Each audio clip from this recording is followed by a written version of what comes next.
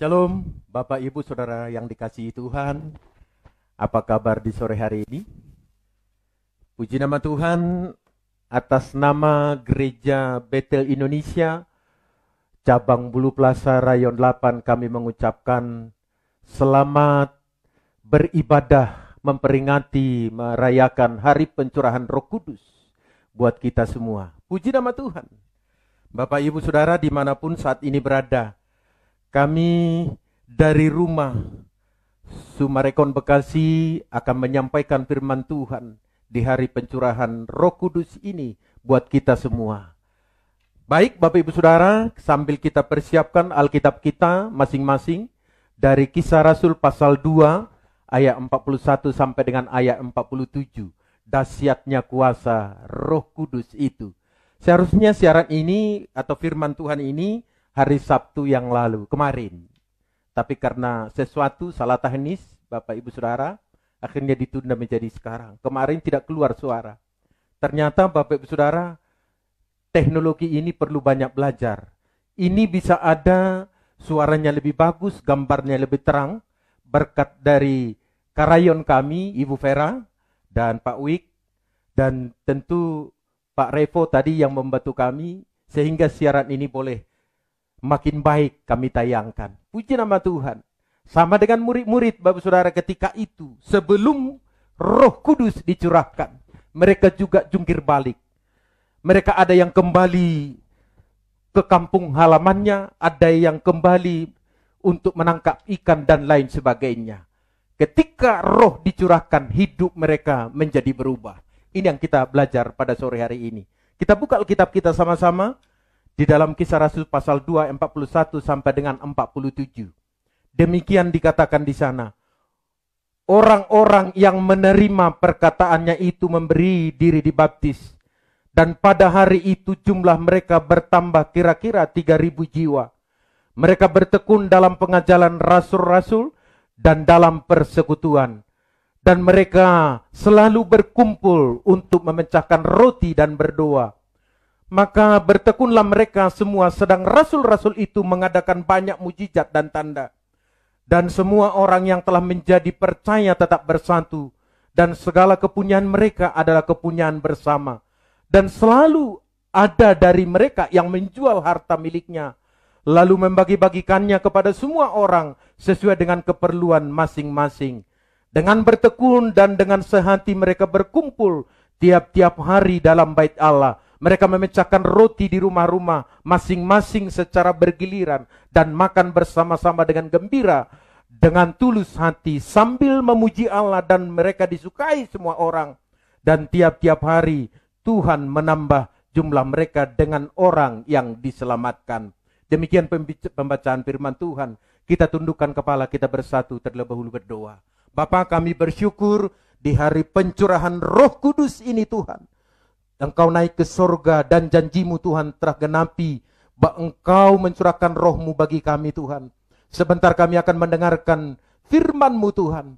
Mari Tuhan urapi kami, tutup bungkus kami dan kuasa Roh Kudus-Mu, sehingga kami semua menjadi saksi Tuhan.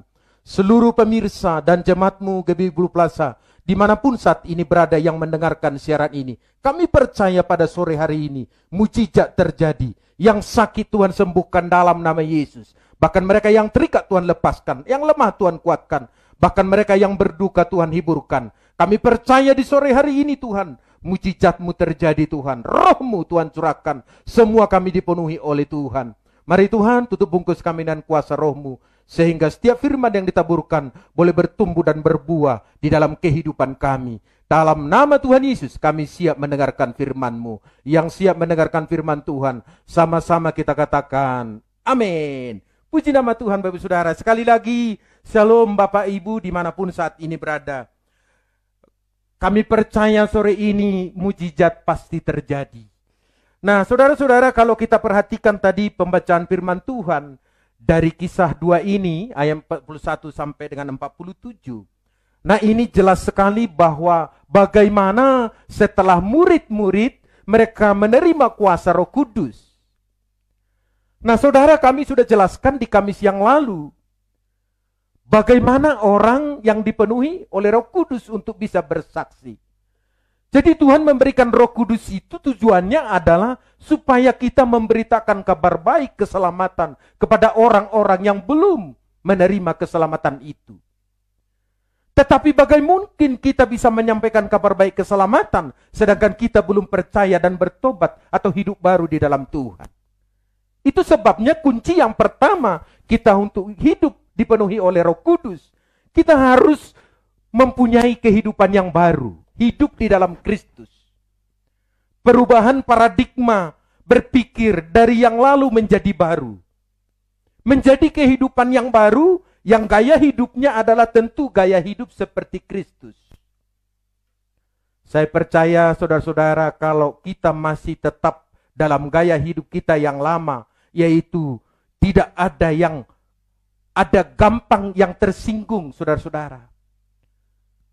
Gampang tersulut emosi, kepahitan, dendam, bahkan egois. Kalau marah harus menang sendiri, dan bahkan tidak terkendali. Hidupnya mau menang sendiri, hanya saya yang benar, orang lain semua salah. Saudara, saya mau katakan bagaimana kita mau bersaksi. Makanya saudara-saudara yang dikasihi Tuhan, yang tadinya fokus kepada diri sendiri, sekarang menjadi kepada Kristus. Saudara, hidup lamanya yang tadinya orientasi kepada diri sendiri, sekarang mulai memikirkan orang lain, mulai mengasihi orang lain, mulai mempunyai paradigma bahwa hidup bukan untuk diri sendiri. Dari yang tadinya susah memaafkan, sekarang mulai mau memaafkan. Dari yang tadinya saudara-saudara senang melihat orang lain, Bapak Ibu Saudara susah, sekarang timbul mulai prihatin. Yang tadinya saudara-saudara susah melihat orang berhasil, sekarang menjadi senang dan gembira ketika orang lain berhasil, bahkan lebih berhasil dari kita. Bahkan dari yang tadinya malas, Bapak Saudara, malas berdoa, malas membaca Alkitab, malas beribadah, bahkan malas melakukan aktivitas, sekarang menjadi rajin. Dan bahkan kalau tidak berdoa, rasanya ada sesuatu yang kurang. Nah, ini yang disebut saudara-saudara di dalam Roma 12 ayat 15 itu, bersukacitalah dengan orang yang bersukacita dan menangislah dengan orang yang menangis. Betapa dahsyatnya kuasa Roh Kudus itu. Jadi yang mengubahkan seseorang, yang mengubahkan saudara dan saya, bukanlah kita sendiri atau bukan karena orang lain. Khotbah saya ini pun belum tentu bisa mengubah saudara dan saya. Tetapi kalau kuasa Roh Kudus sudah pasti bisa mengubah. Itu sebabnya dari Kisah Rasul pasal 2 ayat 41 sampai dengan 47 ini, dahsyatnya kuasa Roh Kudus. Ada 3 poin penting tanda dipenuhi oleh kuasa Roh Kudus. Yang pertama, coba kita perhatikan ayat 41-42. Orang-orang yang menerima perkataan itu memberi diri dibaptis. Dan pada hari itu jumlah mereka bertambah kira-kira 3.000 jiwa. 42 dikatakan mereka bertekun dalam pengajaran rasul-rasul dan dalam persekutuan. Dan mereka selalu berkumpul untuk memecahkan roti dan berdoa. Saudara garis bawahi di situ, mereka bertekun dalam pengajaran. Jadi poin yang pertama, tanda dipenuhi oleh kuasa Roh Kudus adalah bertekun di dalam pengajaran, yaitu pengajaran firman Tuhan. Saudara, kalau kita lihat di dalam Kamus Besar Bahasa Indonesia, arti daripada bertekun itu adalah patuh, hati yang sungguh-sungguh belajar, hati yang sungguh-sungguh setia belajar tentang firman Tuhan, bahkan dalam pelayanan, bahkan di dalam pekerjaan, bahkan di dalam aktivitas kita semua. Saya percaya orang-orang yang malas, orang-orang yang tidak suka belajar, orang ini akan tenggelam. Itu sebabnya dikatakan Bapak Ibu Saudaraku yang dikasihi Tuhan, petobat-petobat baru yang berjumlah 3.000 orang setelah Petrus menyampaikan firman Tuhan. Hidup mereka bukan hanya dikumpulkan di satu tempat, Bapak Ibu Saudara, dan diajar oleh rasul-rasul. Tetapi mereka juga patuh kepada ajaran rasul-rasul. yaitu kebenaran firman Tuhan. Karena tujuannya adalah supaya hidup mereka bersesuaian dengan apa yang diajarkan Rasul. Sama kita dengan orang-orang yang percaya kepada Tuhan, saudara-saudara. Kehidupan kita ini bagaimana supaya bersesuaian dengan firman Tuhan, supaya bersesuaian dengan kebenaran firman Tuhan. Karena para rasul Tuhan sudah berikan kunci kerajaan surga. Di dalam Matius 16 ayat 19, kepadamu akan kuberikan kunci kerajaan surga. Apa yang kuikat di dunia ini akan terikat di surga, dan apa yang kulepaskan di dunia ini akan terlepas di surga. Saudara-saudara yang dikasihi Tuhan, hanya orang yang menolak kebenaran firman Tuhan, hanya orang yang menolak kemesiasan Yesus, yang tidak dapat memegang kunci kerajaan surga, yang tidak bisa masuk kepada kerajaan surga. Pada sore hari ini kita belajar tentang sesuatu yang akan memerdekakan kita. Khususnya dari rasa takut yang akhir-akhir ini terjadi menimpa dunia, menimpa Indonesia, saudara-saudara. Kalau kita lihat berita, tadi ada di grup Gembala-Gembala Rayon 8. Amerika sekarang ini, saudara, hanya karena polisi menembak salah satu warganya atau mati dibuat polisi, maka terjadi kerusuhan huru-hara yang hebat, bahkan penjarahan dan pembakaran di mana-mana. Kenapa ini terjadi, saudara-saudara yang dikasihi Tuhan?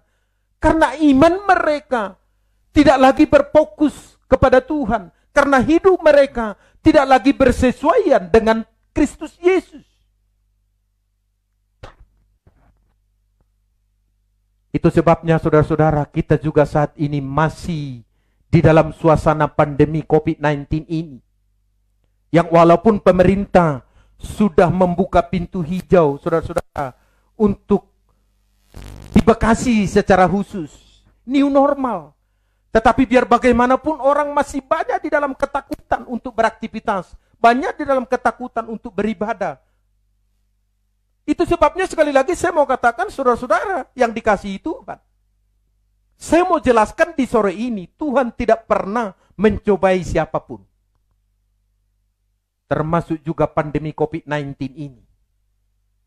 Yang walaupun orang banyak berkata bahwa Tuhan sedang marah karena dosa dan perbuatan manusia. Memang kalau kita lihat di dalam perjanjian lama ke belakang sebentar, bagaimana Tuhan marah terhadap orang-orang yang jatuh ke dalam dosa seperti Sodom dan Gomora ketika itu. Dan masih banyak kasus-kasus lain. Tetapi Tuhan sudah memberikan perjanjian, saya tidak akan lagi mendatangkan dan bahkan membuat perjanjian kepada manusia.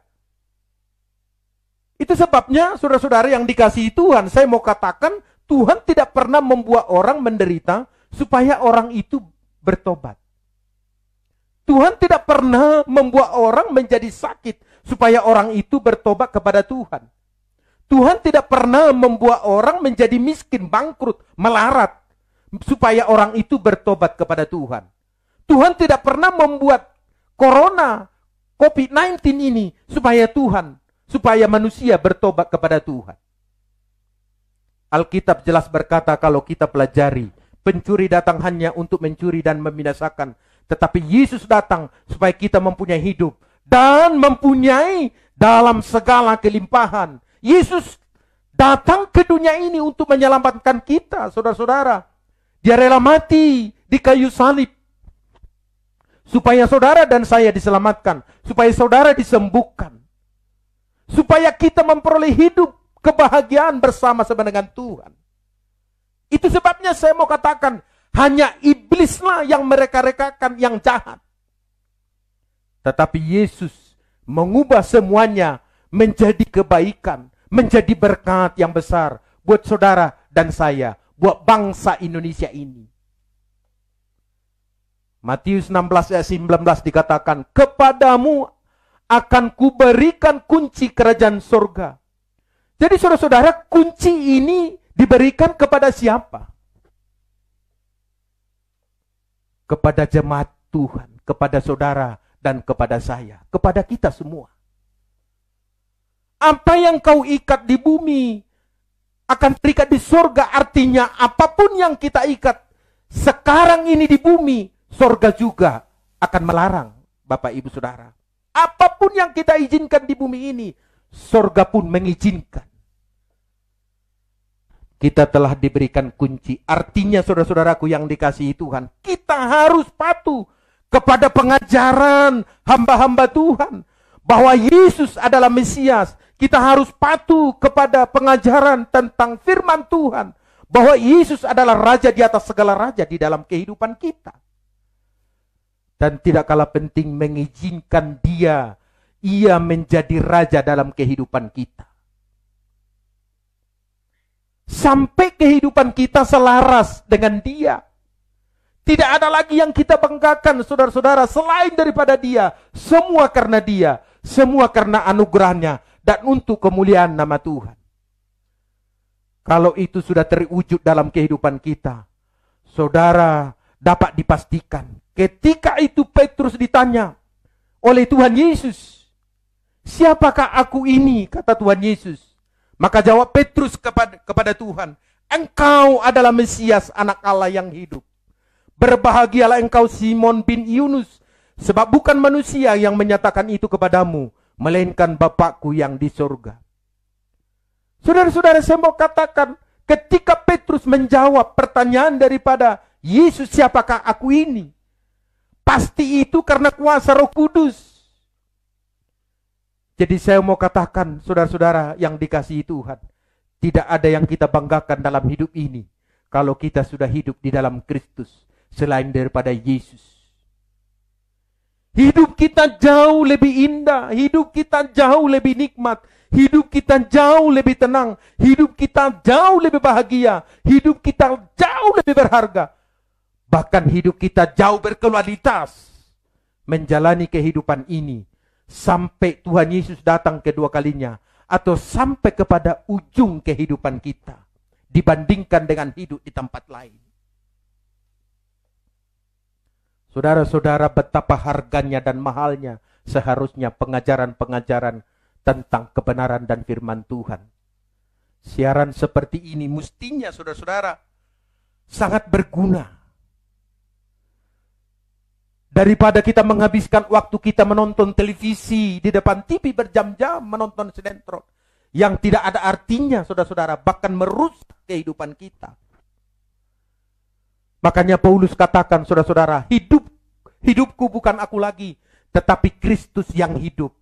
Di dalam Galatia 2:20 dikatakan, "Namun aku hidup, tetapi bukan lagi aku sendiri yang hidup, melainkan Kristus yang hidup di dalam aku." Kalau ini yang menjadi gaya hidup kita, saya percaya kita menjadi orang yang berbeda. Saya percaya Kristus segera akan datang. Amin. Bapak Ibu Saudara, makanya ada pujian refnya aja. Kalau ku hidup bagimu, hatiku tetap menyembahmu. Dunia tak bisa menjauhkanku dari kasih-Mu. Selama ku hidup bagimu, mataku tetap memandangmu. Dunia tak bisa menjauhkanku dari kasih-Mu. Tidak ada lagi yang lebih indah selain daripada kita hidup di dalam Kristus, saudara-saudara yang dikasihi Tuhan. Sangat nikmat hidup ini. Orang yang dipenuhi oleh Roh Kudus.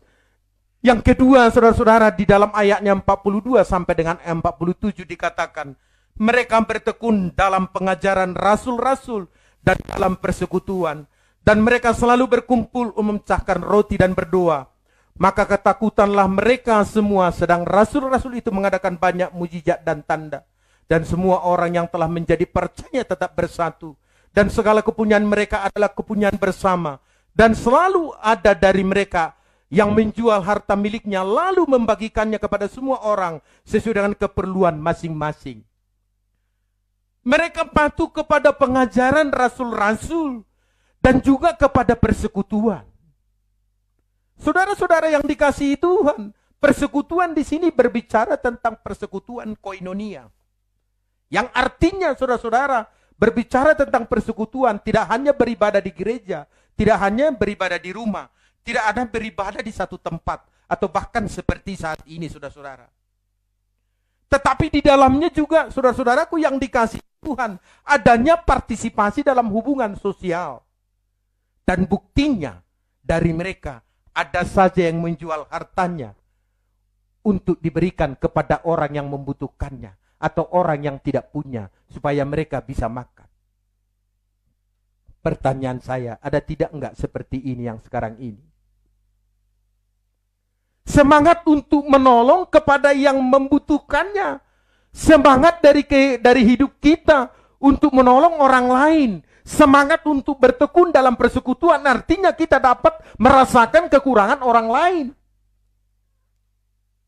Yang satu berbagi kepada orang yang tidak punya atau yang berkekurangan. Tetapi ini tidak secara permanen, saudara-saudara. Ini adalah sewaktu-waktu saja. Karena situasional. Seperti saat ini, saudara-saudara, pandemi ini. Ada banyak orang berdampak karena pandemi ini. Bukan karena mereka, Bapak Ibu Saudara, miskin. Bukan karena mereka itu, saudara, tidak punya apa-apa. Mereka punya usaha, tetapi uang diinvestasikan ke barang.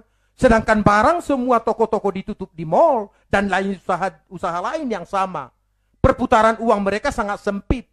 Sehingga dampak pandemi ini sangat berasa kepada semua sektor, hampir 80%. Saya sedih juga saudara-saudaraku yang dikasihi Tuhan. Ada satu rekan saya hamba Tuhan yang berbagi dengan anak-anak Tuhan, orang-orang lain. Tetapi justru dia dibully. Ah, sok kaya itu, sok punya aja. Padahal saya tahu dia siapa. Harusnya kita merespon kalau orang terbuka hatinya untuk menolong. Apakah kita nggak bersukacita dan bersyukur? Kalau kata menolong itu nggak selalu kita karena berlebihan, karena kita kaya, saudara-saudara. Kalau hati kita terdorong untuk menolong orang lain, bukankah ini sesuatu yang digerakkan oleh kuasa Roh Kudus? Sekali lagi saudara-saudaraku yang dikasihi Tuhan, koinonia adalah semangat bersekutu, tertanam di dalam satu komunitas, di dalam gereja, untuk dimuridkan supaya semakin dewasa, semakin berakar, semakin bertumbuh, semakin kuat, semakin berbuah, semakin berdampak.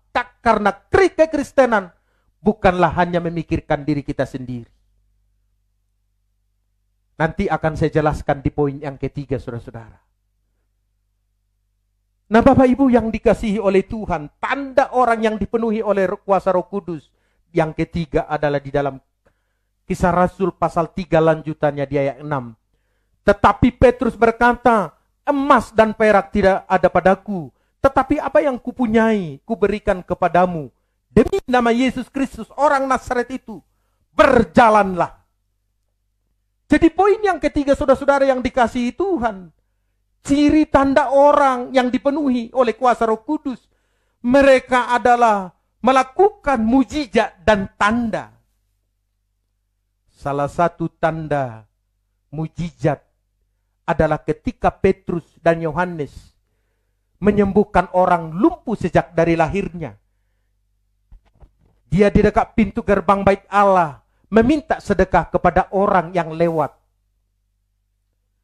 Saudara-saudara yang dikasihi Tuhan, ketika orang itu sembuh, lantas dia berjalan kian kemari, melompat-lompat, bahkan ikut masuk ke dalam bait Allah, sambil terus memuji Tuhan, menyembah Tuhan, dan mengikuti para rasul itu.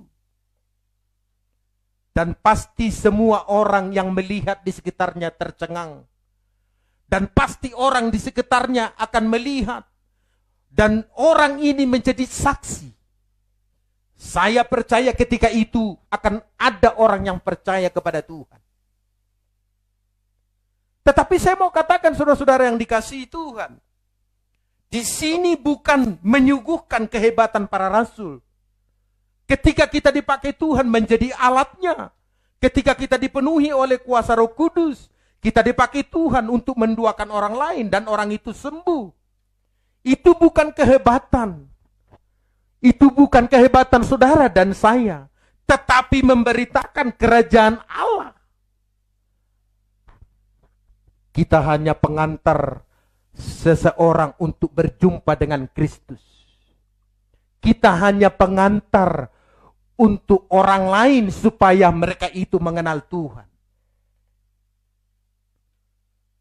Itu sebabnya saudara-saudara yang dikasihi Tuhan, mengetahui potensi diri sungguh sangat penting di dalam kehidupan kita ini. Termasuk juga generasi anak-anak kita. Salah satu fungsinya saudara-saudara, potensi di dalam kehidupan kita adalah untuk kemajuan diri kita sendiri, diri saudara dan diri saya. Dan tujuan Allah adalah untuk mengulurkan tangan kita, membantu orang lain, menolong orang lain. Saudara, saya percaya ada banyak hal yang kita ambil dari kisah yang terjadi kepada Petrus dan Yohanes ini. Sebagai contoh, Petrus berkata, saudara-saudara yang dikasihi Tuhan, coba kita periksa sekali lagi. Petrus berkata, emas dan perak tidak ada padaku, tetapi apa yang kupunyai kuberikan kepadamu. Artinya adalah Petrus tidak mengeluh terhadap apa yang tidak dimiliki oleh Petrus. Tetapi Petrus memakai apa yang dia miliki untuk memberkati orang lain. Pertanyaan saya sekarang, apa yang saudara miliki dan saya miliki saat ini? Apa yang saudara miliki dan saya miliki saat ini?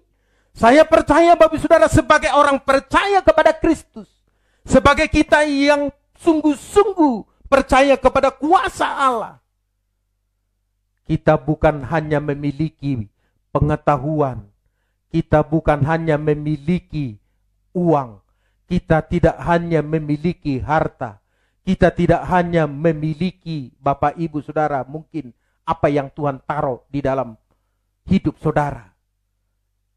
Tetapi iman akan Kristus yang memiliki kuasa untuk melakukan hal-hal yang mustahil, yang bagi manusia itu tidak mungkin. Tetapi bagi Allah itu sangat mungkin terjadi. Ada orang berkata, penyakitku sudah stadium 4 atau stadium 5. Sudah enggak mungkin lagi hanya menunggu waktu. Saya sudah di ujung tanduk. Usaha saya sudah enggak mungkin lagi bisa bergerak. Rumah tangga saya sudah di ujung kehancuran. Bahkan sudah masuk ke pengadilan perceraian. Anak-anak saya sudah kena narkoba yang tidak mungkin lagi bisa sembuh. Hubungan saya dengan orang tua, dengan anak-anak sudah nggak bisa lagi dipulihkan. Saya mau katakan Bapak Ibu Saudara, apapun masalah saudara dan saya, bagi Tuhan itu sangat mungkin. Tuhan bisa memulihkan saudara, Tuhan bisa menyembuhkan, Tuhan bisa memulihkan keluarga, Tuhan bisa memulihkan pekerjaan, Tuhan bisa memulihkan hubungan orang tua anak. Bahkan saat ini saudara-saudara, karena kondisi situasi pandemi ini, ada banyak orang berdampak di PHK. Ada banyak orang Bapak Ibu Saudara, usahanya bangkrut. Nggak bisa lagi untuk melakukan kembali aktivitasnya. Ada banyak orang tidak lagi mempunyai pekerjaan. Tetapi saya mau katakan saudara, separah apapun masalahmu saat ini, buka hatimu, datanglah kepada Tuhan. Sore hari ini alami kuasa Roh Kudus. Saya akan berdoa buat saudara. Ada kuasa Roh Kudus menolong saudara. Tetapi pertanyaan saya, mari kita periksa apa yang ada pada kita. Apa yang ada pada saudara yang Anda miliki saat ini. Apakah saudara mau gunakan itu untuk kemuliaan nama Tuhan? Saudara, saya mau katakan sekecil apapun, apa yang Anda miliki saat ini, Tuhan bisa memakai segala sesuatu yang terlihat sederhana atau kecil, sekalipun dari kita yang tidak mungkin bisa dipakai Tuhan secara luar biasa. Saudara menjadi berkat di tengah-tengah situasi apapun untuk dipakai Tuhan, menyatakan kemuliaannya dan untuk menjadi saksi Tuhan. Dan tujuan pemberian kuasa Roh Kudus yang sangat penting pada sore hari ini saya mau sampaikan adalah menjadi saksi sampai ujung bumi. Tujuan Yesus, tujuan Allah memberikan Roh Kudus supaya saudara dan saya dipenuhi oleh Roh Kudus, supaya rasul-rasul dan murid-murid dipenuhi oleh kuasa Roh Kudus, supaya saudara dan saya menjadi saksi Tuhan. Lewat hidup kita akan banyak orang mengenal Tuhan. Tuhan bukan hanya bekerja di dalam kita, tetapi melalui kita akan dipakai Tuhan menolong orang lain, supaya orang yang di luar sana, mereka yang haus akan Tuhan, mereka yang rindu akan Tuhan, mereka diselamatkan, mereka masuk ke dalam kerajaan Allah. Amin, Bapak Saudara. Puji nama Tuhan. Sebagai kesimpulan pada malam hari ini, dahsyatnya kuasa Roh Kudus. Ada 3 poin penting tanda dipenuhi oleh kuasa Roh Kudus. Yang pertama, bertekun di dalam pengajaran rasul-rasul. Yang kedua, bertekun di dalam persekutuan. Dan yang ketiga, mujizat dan tanda Tuhan berikan bagi kita untuk menyatakan kemuliaannya. Sehingga orang-orang akan banyak percaya kepada Tuhan. Lewat hidup saudara, apapun keadaan kita, Tuhan pakai kita menjadi alat Tuhan, menyatakan kemuliaannya. Sehingga dunia ini akan melihat Yesus Kristus ada di dalam hidup kita. Terpujilah nama Tuhan kekal selamanya. Amin.